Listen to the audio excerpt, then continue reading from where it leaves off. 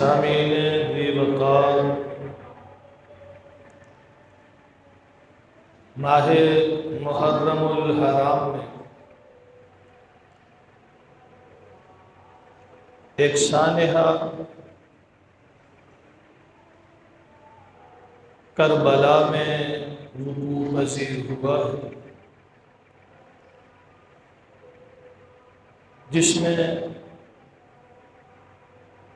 خانوادہ رسول صلی اللہ علیہ وسلم چشم و چراغ بجھائے لہو لہان کی سانحہ کربلا یا حادثہ کربلا کیا ہے، اس کی حقیقت کیا ہے، اس کا پس منظر کیا ہے، اس پر چند معروضات عرض کرنا چاہوں گا۔ عزیزان گرامی قدر، حادثہ کربلا سن 61 ہجری محرم الحرام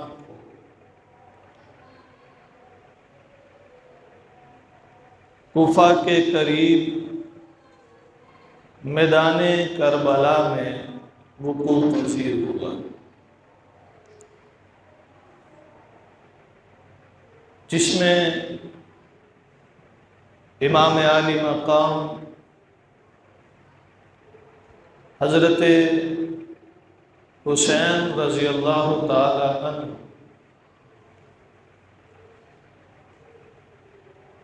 اپنے اہل و عیال اور رفقاء کے ہمراہ 72 شہادتیں نوش فرماتے تھے۔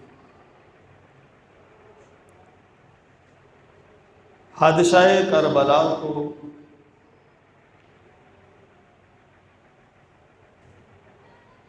امارت یزید سے جوڑا جاتا ہے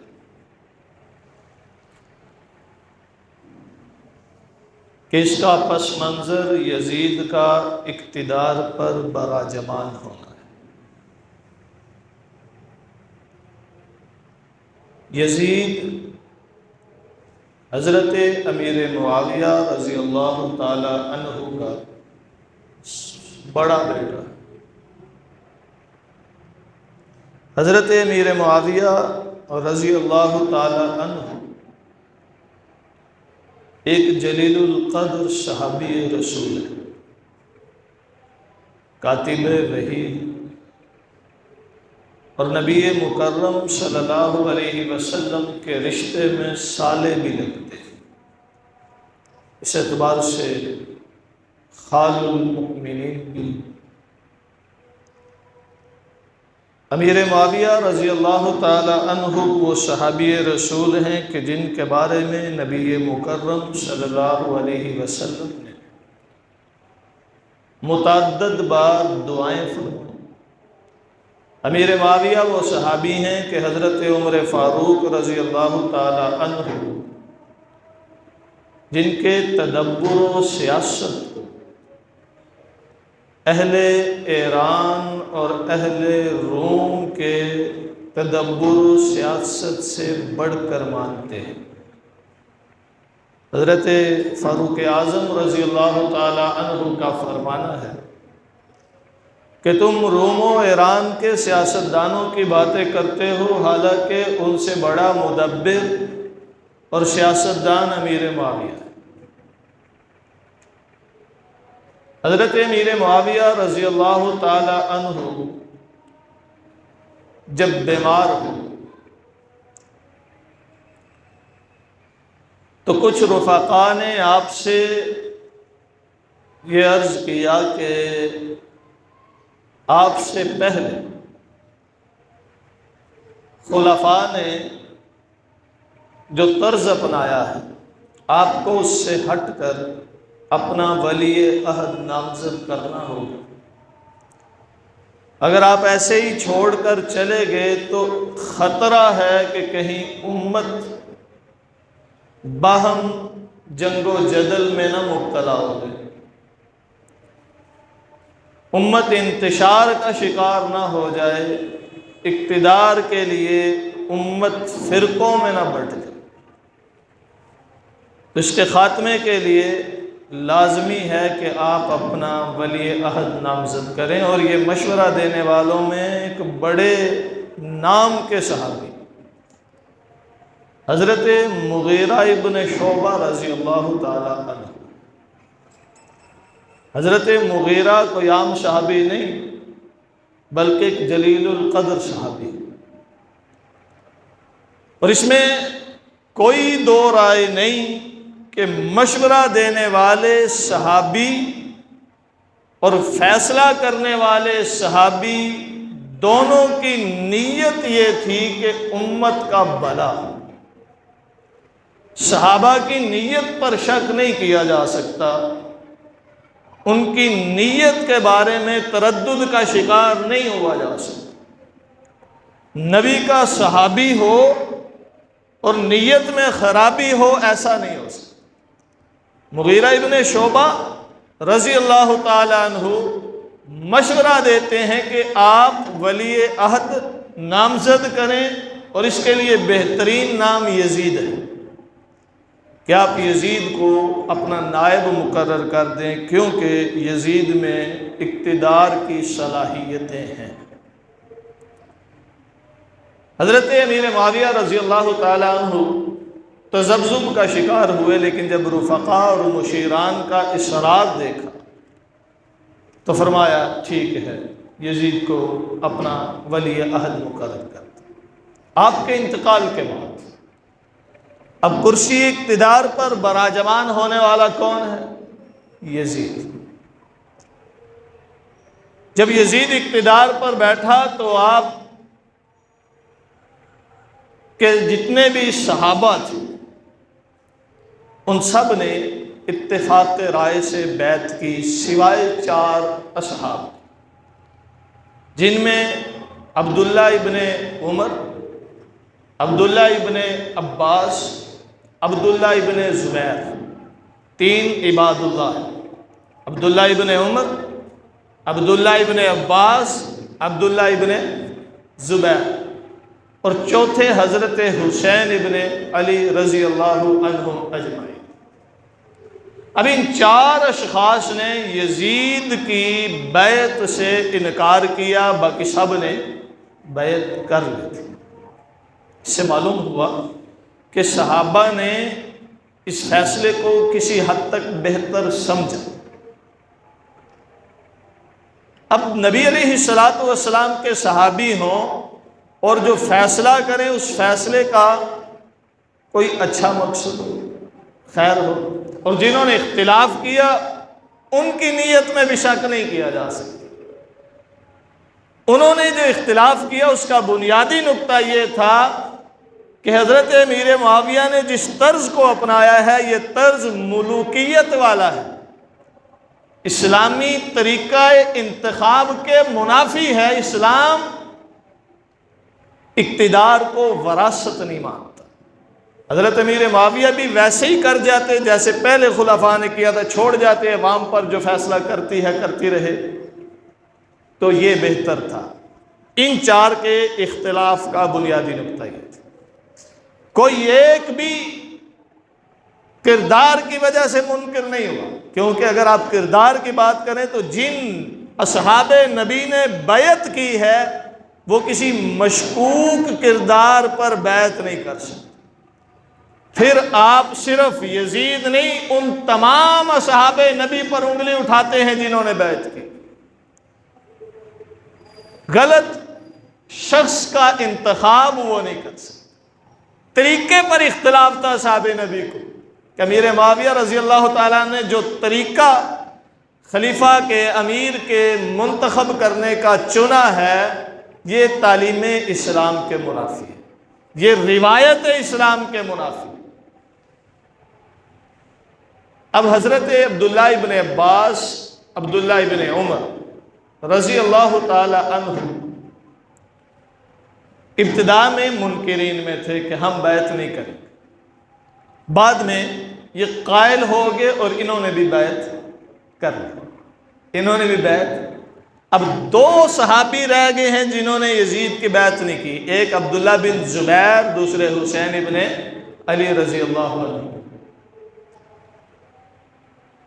عبداللہ بن زبیر رضی اللہ تعالیٰ عنہ کو جب پتہ چلا کہ یزید سختی سے ہم سے بیعت لینا چاہتا ہے، انہوں نے راتوں رات مدینہ سے نکلے، مکہ کا رخ کیا کہ حرم میں جا کے بیٹھ جائیں گے، وہاں کوئی کسی پر شدت نہیں کر سکتا، وہاں کسی پر سختی کی اجازت اور گنجائش نہیں۔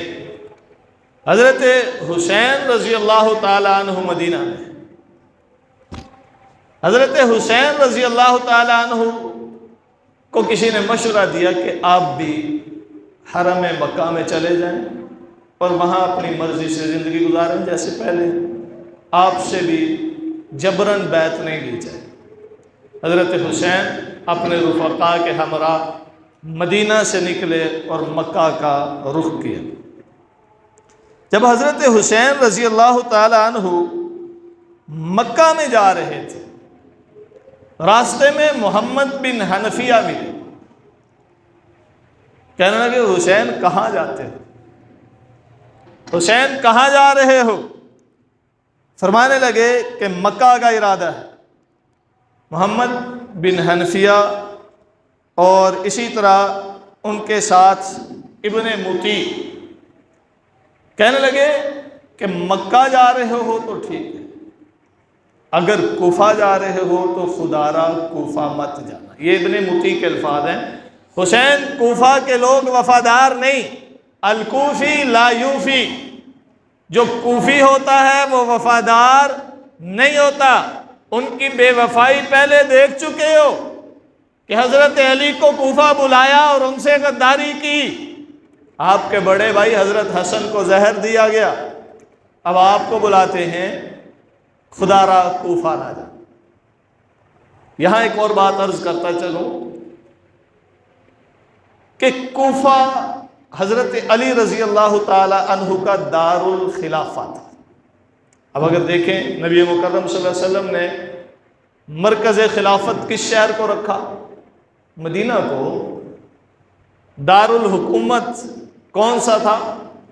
مدینہ منورہ۔ حضرت ابو بکر صدیق خلیفہ بنے تو دار الحکومت مدینہ، حضرت عمر خلیفہ بنے تو دار الحکومت مدینہ، حضرت عثمان غنی شہید بھی ہوئے، دار الحکومت مدینہ۔ حضرت علی رضی اللہ تعالی عنہ جب منصب خلافت پر جلوہ افروز ہوئے تو آپ نے دار الخلافہ مدینہ سے اٹھا کر کہاں منتقل کیا؟ کوفہ۔ اس کا سبب کیا تھا کہ کوفہ کے لوگ، یہ کوفہ شہر وہ ہے جو حضرت عمر رضی اللہ تعالیٰ عنہ نے بسایا تھا، آباد کیا تھا۔ کوفہ کے لوگ کہتے تھے ہم شیعان علی ہیں، ہم علی کا گروہ ہیں، ہم علی کا لشکر ہیں، ہم علی کے رفقا ہیں، علی کے ساتھی ہیں، ہم شیعان علی ہیں۔ اب حضرت علی کی محبت کا دم بھرنے والے حضرت علی کو کوفہ لے کر گئے، لیکن وفا ان سے بھی نہیں کی۔ حضرت علی کے بڑے بیٹے حضرت حسن کو بھی زہر دلایا گیا۔ کیوں؟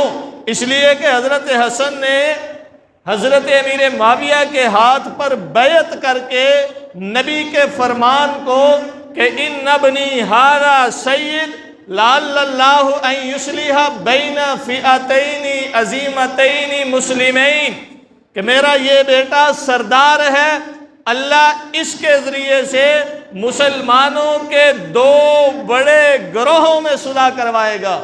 حضرت حسن نے امیر معاویہ کے ہاتھ پر بیعت کر کے جو اختلاف تھا، جو انتشار تھا، اسے ختم کر دیا اور مسلمانوں کو یکجا کر دیا، اور پھر کم و بیش 20 سال تک مسلمان ایک ہو کر اتحاد کے ساتھ دنیا کفر کو ناکو چنے چبواتے رہے۔ لیکن جب حضرت حسن نے صلح کی تو یہ ان کو جو یہ کہتے تھے ہم شیعہ نے علی ہیں برداشت نہیں ہوا اور حضرت حسن کو زیادہ، حتیٰ کہ حضرت حسن رضی اللہ تعالی عنہ کو عار المؤمنین اور مذل المؤمنین کہا کرتے تھے کہ اس نے مومنوں کو شرمندہ کر دیا ہے، اس نے مومنوں کو ذلیل کر دیا ہے۔ کیوں؟ کہ امیر معاویہ کے ہاتھ پر بیعت کی ہے۔ یہ کون کہا کرتے تھے؟ وہ جو یہودی النسل تھے، جو تھے یہودی، ان کے پروردہ اسلام کا لبادہ اوڑے ہوئے تھے اور مسلمانوں کو نقصان پہنچانے کے در پہ تھے۔ حضرت حسین مکہ سے مدینہ سے مکہ جا رہے ہیں، راستے میں ابن مطیع ملے کہ حسین خدا نہ کوفہ نہ جانا، فرمانے لگے نہیں میں کوفہ نہیں، میں مکہ جا رہا ہوں تاکہ وہاں امن سے رہ سکوں۔ اب حضرت حسین مکہ میں اور کوفہ سے خطوط آ رہے ہیں، مسلسل خطوط آتے تھے، یہاں تک کہ اتنی شدت اتنی کثرت ہوئی کہ ہزاروں میں خطوط ایک ایک دن میں آ رہے۔ حضرت حسین نے جب اتنی کثرت سے ان کے آتے خطوط دیکھے تو اپنے چچا زاد مسلم بن عقیل کو کوفہ بھیجا کہ تم کوفہ جاؤ اور کوفہ جا کر وہاں کے حالات دیکھو، پھر مجھے آگاہ کرو، میں بھی مکہ سے نکلا ہوں۔ میں بڑے اختصار کے ساتھ یہ عرض کر رہا ہوں۔ مسلم بن عقیل کوفہ پہنچے، پہلے جب جامع مسجد کوفہ میں پہنچے تو لوگوں نے ان کے ہاتھ پر بیعت کی، دوسری نماز آئی تو اور لوگ آگے، تیسری نماز میں 20,000 سے زیادہ کوفی لوگ مسلم بن عقیل کے ہاتھ پر حضرت حسین کے لیے بیعت کر چکے تھے۔ 20,000 سے زیادہ کوفی حضرت حسین کے لیے مسلم بن عقیل کے ہاتھ پر بیعت کر چکے۔ ادھر سے انہوں نے رکا، لکھ بھیجا حسین رضی اللہ تعالیٰ عنہ کو، آپ آ جائیے، کوفہ کے حالات سازگار ہیں، یہاں کے لوگ آپ کے ساتھ ہیں۔ جب وہ رکا، دیکھا، پیغام دیکھا، خط دیکھا، میسج ملا، چل پڑے۔ اب ہوتا کیا ہے کہ جب کوئی بڑا آدمی کسی علاقے کا رخ کرتا ہے تو ساتھ کچھ اور رفقا بھی، ساتھی بھی مل جاتے ہیں، چلو ان کے ساتھ ہم بھی جائیں گے، ہمارے بھی وارے نیارے ہو جائیں گے۔ حضرت حسین اپنے رفقا کے ساتھ مکہ سے نکلے تو صرف اپنے خاندان کے لوگ تھے۔ اچھا، مکہ سے نکلتے ہیں تو راستے میں نبی علیہ السلام کے صحابہ ان کو روکتے ہیں کہ حسین کوفہ نہ جا۔ عبداللہ بن عمر نے روکا، عبداللہ بن عباس نے روکا، ابن زبیر نے روکا رضی اللہ عنہم اجمعین کہ خدا را کوفہ نہ جائیے، کوفہ کے لوگ تھے۔ محمد بن حنفیہ نے روکا، ایسے اور بے شمار نام ہیں تاریخ کی کتابوں میں۔ لیکن حضرت حسین رضی اللہ تعالیٰ عنہ ان کے محبت بھرے اور انتہائی اپنائیت بھرے خط دیکھ کر کے فرماتے ہیں کہ نہیں، کوفہ کے لوگ اصرار سے بلاتے ہیں، مجھے جانا۔ اچھا حسین جانا ہی ہے تو بچے چھوڑ کر جائیے، خواتین کو ساتھ نہ لے کر جائیے۔ نہیں، وہاں کے حالات ٹھیک ہیں، مسلم بن عقیل نے مجھے وہاں جا کر خط لکھا، میسج دیے، چل پڑے۔ جب شہر سے نکلے تو دیہاتوں کے لوگ بھی ساتھ ملتے گئے اور یہ 72 افراد کا قافلہ کئی 100 افراد میں تبدیل ہوتا گیا۔ ادھر مسلم بن عقیل جب عصر کی نماز پڑھ کے نکلے تو انہیں گرفتار کر اور پھر ان کا سر قلم کر دیا۔ جب گرفتار ہوئے تو انہوں نے کوفہ کے ایک شخص کو کہا ہو سکے تو میرے احوال حسین تک پہنچا دینا اور اسے بتانا کہ کوفی لوگوں کے دامن دولت سے بھر دیے گئے، درہم و دینار سے بھر دیے گئے، اب یہ پھر گئے ہیں، ان سے وفا کی امید نہ رکھنا۔ اب یہ آدمی بھی حضرت حسین کو یہ پیغام دینے کے لیے نکل پڑا۔ ایک مقام پر جو مکہ سے چند میل دور تھا، حضرت حسین رضی اللہ تعالیٰ عنہ تک یہ دوسرا قاصد پہنچا اور وہاں کے حالات بتائے اور کہا مسلم بن عقیل کی جان خطرے میں ہے، ممکن ہے اب تک شہید کر دیے گئے۔ اور یہ احوال ہیں کہ کوفی لوگوں کو خرید لیا گیا ہے۔ حضرت حسین نے وہاں کھڑے ہو کر خطبہ دیا، جو ابن خلدون نے بھی لکھا ہے، ابن جریر نے بھی لکھا اور دیگر مورخین نے لکھا ہے۔ حضرت حسین رضی اللہ تعالیٰ عنہ کے الفاظ سے، ہمارے شیعوں نے ہمارا ساتھ چھوڑ دیا، اب کوفہ کے حالات ویسے نہیں جیسے ہم سوچ کر جا رہے تھے، اس لیے ہم چاہتے ہیں کہ واپس پلٹ جائیں۔ ادھر مسلم بن عقیل کے بھائی کھڑے ہو گئے، دیگر رشتہ دار کے، ہم تو نہیں ایسے جائیں گے، اب مسلم بن عقیل کا بدلہ لیں۔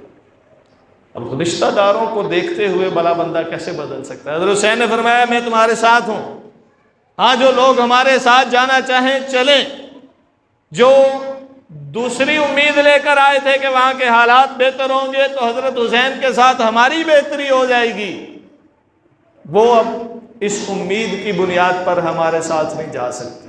آہستہ آہستہ لوگ کم ہوتے گئے اور چند افراد رہ گئے ان کے ساتھ جو باہر سے آئے ہوئے۔ حضرت حسین رضی اللہ تعالیٰ عنہ سن 61 ہجری 2 محرم الحرام کو کربلا کے میدان میں اترے۔ جب کربلا کے میدان میں آئے، پوچھا یہ جگہ کون سی ہے؟ بتایا گیا کرب و بلا۔ فرمانے لگے کرب تکلیف کو کہتے ہیں، بلا مصیبت کو کہتے ہیں، یہاں تو تکلیف اور مصیبت ہے، چلیں آج رکتے ہیں کل نکل جائیں گے۔ یہ کرب و بلا کے میدان میں حضرت حسین رضی اللہ تعالیٰ عنہ کا پہلا پڑاؤ ہے سن 61 ہجری 2 محرم الحرام۔ یہاں سے معلوم ہوتا ہے کہ یہ جو صرف رلانے کے لیے اور قصے بنانے کے لیے، لوگوں سے مال بٹورنے کے لیے نہ جانے کیسے کیسے افسانے گڑھتے ہیں، یہ سارے جھوٹ پر مبنی ہے۔ یہاں میں اس واقعہ کو مزید عرض کرنے سے قبل اس کی حیثیت پر ایک دو باتیں عرض کر دوں۔ مولانا ابوالکلام آزاد انسانیت موت کے دروازے پر اس کتاب میں لکھتے ہیں کہ تاریخ کا یہ واقعہ یعنی واقعہ کربلا جتنا مشہور ہے اتنا ہی یہ افسانے کی صورت اختیار کر چکا ہے، اور ابن خلدون واقعہ کربلا سے قبل لکھتے ہیں کہ تاریخ کا جو واقعہ جتنا مشہور ہو اس میں اتنی ہی افسانہ سرائی ہوتی ہے۔ معلوم ہوا کہ کسی چیز کے مشہور ہونے میں مبالغہ آ جاتا ہے، من گڑت باتیں آ جاتی ہیں، یہ تو عام واقعات اور عام باتوں کے حوالے سے ہوتا ہے، لیکن جو واقعہ وقوع کے کئی سال بعد تحریر کیا جائے اس واقعہ میں حقانیت کہاں رہے گی؟ سن 61 ہجری کو واقع کربلا پیش ہے، اور یہ خالص تاریخی واقعہ ہے، خالص تاریخی حیثیت کا حامل واقعہ ہے، جس کے ثبوت، جس کی جزیات، جس کی تفاصیل ہم کہاں سے لیتے ہیں؟ قرآن مجید سے لیتے ہیں؟ نہیں۔ احادیث کتب سے لیتے ہیں؟ نہیں۔ کہاں سے لیتے ہیں؟ کتب تواریخ سے لیتے ہیں نا۔ اور تاریخ کب لکھی گئی؟ تاریخ سن 200 ہجری کے بعد لکھی گئی، گویا واقعہ کربلا کے کم و بیش 150 سال بعد واقعہ کربلا تحریر کیا جا رہا ہے، کم و بیش 150 سال بعد، اس سے بھی زیادہ۔ لکھا کب جا رہا ہے؟ جب 1.5 صدی گزر گئی ہے تب لکھا جا رہا ہے۔ مجھے بتائیے، کیا میں پاکستان کو ابھی 80 سال پورے نہیں ہوئے، جدید دور، تب الیکٹرانک میڈیا بھی تھا، پرنٹ میڈیا بھی تھا، عینی شاہدین بھی موجود ہیں، لیکن سچ پوچھیں تو ہمیں پاکستان کے قیام کی تاریخ کی حقیقت سے شناسائی نہیں۔ ابھی وہ لوگ موجود ہیں جنہوں نے پاکستان بنتے دیکھا، ایک کچھ بتا رہا ہے، دوسرا کچھ بتاتا ہے، ایک عینی شاہد یہ کہتا ہے کہ سکھوں نے مسلمانوں کو مارا، دوسرا یہ کہتا ہے مسلمانوں نے سکھوں کو مارا، ایک یہ کہتے ہیں سکھوں نے مسلمانوں کو لوٹا، دوسرا یہ کہتے ہیں مسلمانوں نے سکھوں کو لوٹا۔ ہم تاریخ پاکستان، جسے ہم مطالعہ پاکستان کہتے ہیں، اسکولوں میں تعلیمی اداروں میں پڑھتے پڑھاتے ہیں، کسی ایک کتاب میں بھی یہ نہیں ملتا کہ مسلمانوں نے سکھوں کو لوٹا ہو۔ ہے مطالعہ پاکستان میں کہیں یہ ضرور ملے گا ہندوؤں نے بڑا ظلم کیا، سکھوں نے بڑا ظلم کیا، کہیں یہ ملتا ہے مسلمانوں نے بڑا ظلم کیا؟ یہ پاکستان، تاریخ ہند اٹھائیے، مطالعہ ہندوستان اگر پڑھیں گے وہاں لکھا ہوگا مسلمانوں نے یہ کیا، مسلمانوں نے وہ کیا۔ سچائی نہیں آتی۔ حالانکہ حقیقت یہ ہے کہ کاموکی کے لوگ کہتے ہیں ہندوؤں کی ٹرین مسلمانوں نے لوٹی تھی، اور آج بھی کاموکی کی مرکزی جامع مسجد سٹی تھانے کے ساتھ جو موجود ہے اسی لوٹی ہوئی ٹرین کے پیسوں سے بنائی گئی۔ مسلمانوں نے ہندوؤں کی ٹرین لوٹی، جو پیسے جمع ہوئے اب کیا کریں؟ مولوی عبدالشکور صاحب کے پاس ہے، مولوی صاحب کیا کریں؟ کہا یہ پیسے اس جگہ خریدو، مسجد بناؤ۔ وہ جامع مسجد 1947 کی بنی ہوئی، دوسری اقوام کو لوٹ کر۔ اب مجھے بتائیے کہ مسلمانوں نے لوٹا کہ نہیں لوٹا؟ یہ ایک واقعہ ہے جو ہمارے قریب ترین ہے اور جس کو تفصیل سے ہم جانتے ہیں، مگر نہ جانے کہاں کہاں کس کس کا ہاتھ لگا ہوگا، کس کس کا داؤ پہ چلا ہوگا، اس نے چلایا ہوگا۔ تو حقائق ہم وہ لاتے ہیں عوام کے سامنے جو ہمارے حق میں ہوں، باتیں وہ لائیں گے جس میں ہم مظلوم ہوں، دوسرا ظالم ہو۔ جب واقع کربلا تحریر کیا جا رہا ہے، حکومت کن کی ہے؟ بنو عباس کی۔ کن کی ہے؟ بنو عباس اور بنو امیہ کی پرانی تاریخی چپکلش چلی آ رہی تھی، جس کو حضور خاتم المرسلین نے ختم کیا تھا، بنو امیہ اور بنو ہاشم۔ حضور خاتم المرسلین صلی اللہ علیہ وسلم نے ایک کیا، اسی لیے حضور علیہ السلام نے اپنی 2 بیٹیاں حضرت عثمان غنی بنو امیہ کے فرد کو دیں کہ ہم ایک ہیں، 2 نہیں۔ لیکن یہاں کے بعد پھر وہی پرانی مخالفت اور عداوت پر نکالنے لگی۔ تو جب بنو عباس کا دور ہے، مورخ تاریخ لکھنے لگا ہے، تو وہ کہاں تک انصاف کے ساتھ قلم چلائے گا؟ یہ کیسے ہو سکتا ہے کہ نون لیگ کے دور حکومت میں میڈیا عمران خان کے گن گائے؟ چل سکتا ہے میڈیا؟ ایسا ممکن ہے کہ الیکٹرانک میڈیا، پرنٹ میڈیا سارا عمران خان کے تحریک انصاف کے گن گائے؟ ممکن ہی نہیں، جینے نہیں دیا جائے گا، رکاوٹیں کھڑی کی جائیں گی۔ ہاں اگر ان کو، ظاہر بات ہے انہوں نے چلانا ہے، انہیں پیسوں سے غرض ہے، انہیں تنخواہیں دینی ہیں ملازموں کو، ورکروں کو، انہیں اپنا ماحول بہتر رکھنا ہے، تو انہیں نون لیگ کے گن گانے ہوں۔ پھر جس کے دور میں جو لکھا جائے گا اسی کی تعریف پر لکھا جائے گا، دوسرے کی مخالفت ہو یا نہ ہو اس کی تعریف ضرور ہو۔ تو بنو عباس کے دور میں لکھا جائے، بنو امیہ کی تعریف ہو، ایسا ہو، تو تاریخ کا آغاز جب ہوا بنو عباس کا دور تھا۔ یہی وجہ ہے کہ تاریخ میں وہ باتیں گڑی گئیں کہ جن کا حقیقت سے تصور بھی نہیں۔ اور بنو امیہ پر کیچڑ، حتیٰ کہ عثمان غنی رضی اللہ تعالیٰ عنہ جیسے جلیل القدر صحابی کو بھی تاریخ نہیں بخشتی، صرف اس لیے کہ تاریخ کس دور میں لکھی جا رہی۔ تو میں عرض یہ کر رہا تھا، واقع کربلا کے کم و بیش 150 سال بعد تاریخ لکھی جائے، اور تاریخ لکھتے ہوئے یہ اصول نہیں ہوتا۔ 150 سال میں کم از کم 3 نسلیں نکل جاتی ہیں، 3 نسلیں نکل جاتی ہیں، عینی شاہد نہیں ملتا۔ 150 سال بعد واقع کربلا کو دیکھنے والا کوئی نہیں تھا، لکھنے والا کیسے لکھتا ہے؟ مثال کے طور پہ یہ نوجوان ہے، اس کے والد نے بھی پاکستان بنتے ہوئے نہیں دیکھا، اس کے دادا نے دیکھا ہو شاید۔ اب اس سے میں پوچھتا ہوں کہ پاکستان کیسے بنا تھا، یہ کہتا ہے وہاں ایک سکھ آیا تھا، اس کا نام یہ تھا، اس نے یہ کیا تھا، وہ کیا تھا۔ اب یہ ایسے بیان کر رہے جیسے سارا کچھ خود دیکھ رہا ہو۔ بندہ اس سے پوچھے تو تھا نہیں، کہاں سے سنا ہے؟ فلاں سے سنا، اس نے کہاں سے سنا، یہ لیکن یہ پوچھا بھی نہیں جاتا تاریخ لکھنے والا کیسے لکھتا ہے۔ اس نے جی میرے سامنے جی ایک بچے نے بیان کیا ہے، اس کا نام یہ ہے۔ بھائی جو بیان کر رہا ہے وہ وہاں تھا نہیں تھا؟ اچھا اس نے کس سے سنا ہے؟ نہیں پتا۔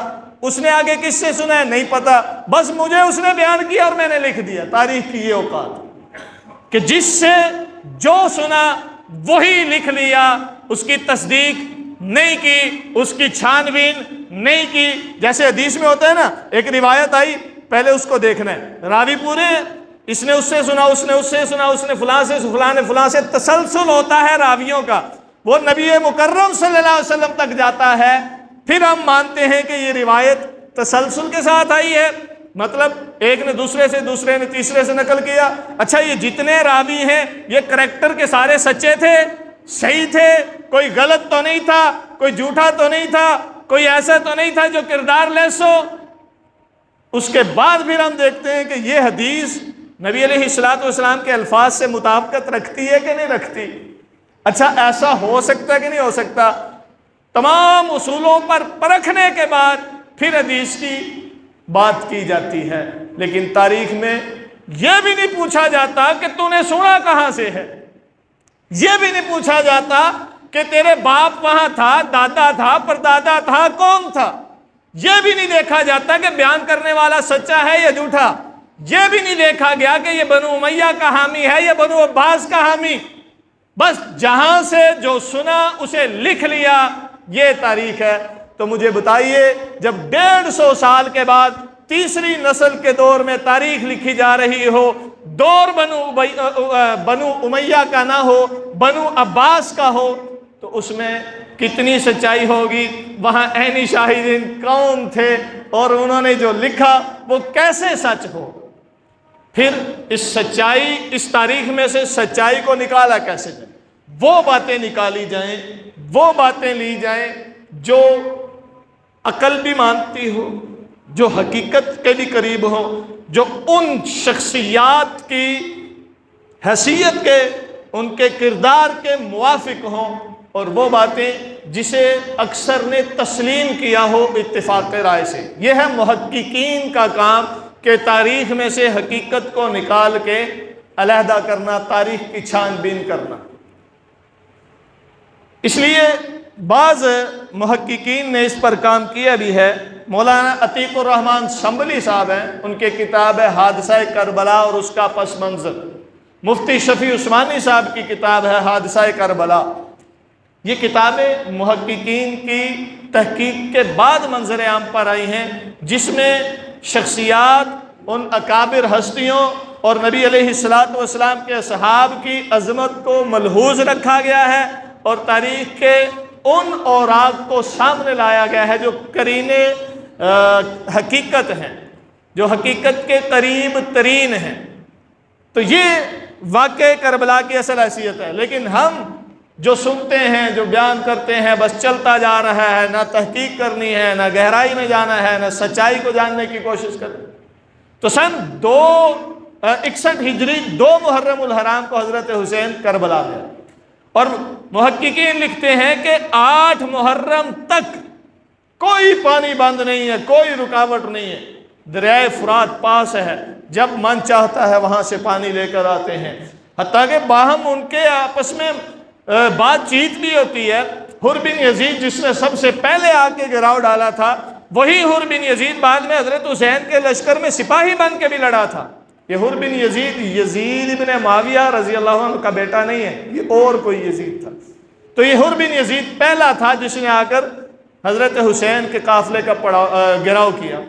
حضرت حسین نے حر بن یزید سے کہا، دیکھو بھائی میں لڑنے نہیں آیا، تم نے بلایا تھا تو میں آیا تھا، اگر تم یہ سمجھتے ہو کہ میرا یہاں آنا ٹھیک نہیں تو میں واپس مکہ چلا جاتا ہوں، واپس توجہ کرنا، مکہ چلا جاتا ہوں، اگر مکہ نہیں تو پھر مجھے کسی جہاد کے میدان میں جانے دو، میں جہاد کرتا ہوں، جا کر کسی سرحد پہ بھیج دو، اگر یہ بھی نہیں تو میں یزید سے اپنے معاملات خود طے کر لیتا ہوں، مجھے دمشق جانے دو، میرا راستہ نہ رہا، میں دمشق چلا جاتا ہوں۔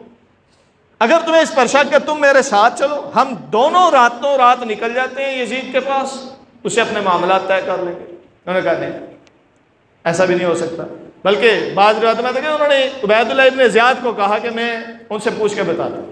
عبید اللہ ابن زیاد ماننے والا تھا کہ شمر ذی الجوش نے کہا کہ ایسا نہ کرنا، اگر حسین یزید کے پاس چلا گیا نہ تو بچے گا نہ میں بچوں۔ یہ عبید اللہ بن زیاد گورنر تھا کوفہ۔ حضرت حسین رضی اللہ تعالیٰ عنہ کے لیے نرم گوشہ رکھنے کی وجہ سے حر بن یزید کو معزول کر دیا گیا اور وہ حضرت حسین کے لشکر میں۔